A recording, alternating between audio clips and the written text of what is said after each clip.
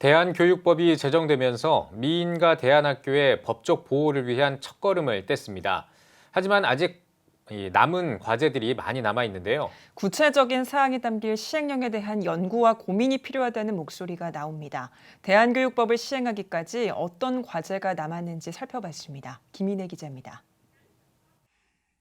대한교육기관에 관한 법률안 입법 과정에서 아쉬운 점은 재정 지원과 학력 인정 관련 조항이 삭제된 겁니다.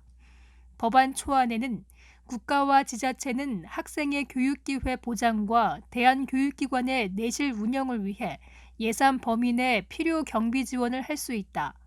요건을 갖춰 등록된 대한교육기관에 대해서는 위원회 심의를 거쳐 학력 인정 기관으로 지정할 수 있다는 조항이 존재했습니다. 전문가들은 조항 삭제에 정규 학교와 상이한 대한교육기관에 대한 지원은 신중할 필요가 있다는 주장이 수용된 결과로 봤습니다. 또 자율형 사립고와 같이 재정을 지원하지 않는 학교와의 형평성 문제도 상당히 영향을 준 것으로 분석하고 있습니다. 향후 대한교육의 지속적 발전과 대한교육의 접근성에 있어서 보완이 필요한 부분입니다.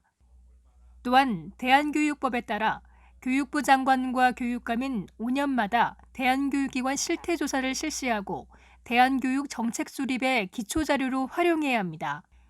철저한 실태조사를 위해선 앞으로 교육부에 적극적인 의지가 요청되고 있습니다. 2019년 기준 교육부가 파악한 대안학교는 전국 273곳입니다. 하지만 기독교학교 교육연구소가 2007년 이후 5년마다 실시한 실태조사를 보면 기독교 대안학교는 2006년 43개, 2011년 121개, 2016년 265개에 달할 정도로 많습니다. 교육부 통계에서 확인되지 않은 학교들이 있을 수 있다는 증거입니다. 특히 대안학교 자율성이 훼손되지 않도록 하는 것이 가장 중요한 과제로 꼽힙니다. 공교육 내 종립학교들이 건학정신 구현에 어려움을 겪는 것처럼 대안학교의 설립정신과 운영 원칙이 훼손될 수 있다는 우려는 여전히 존재합니다.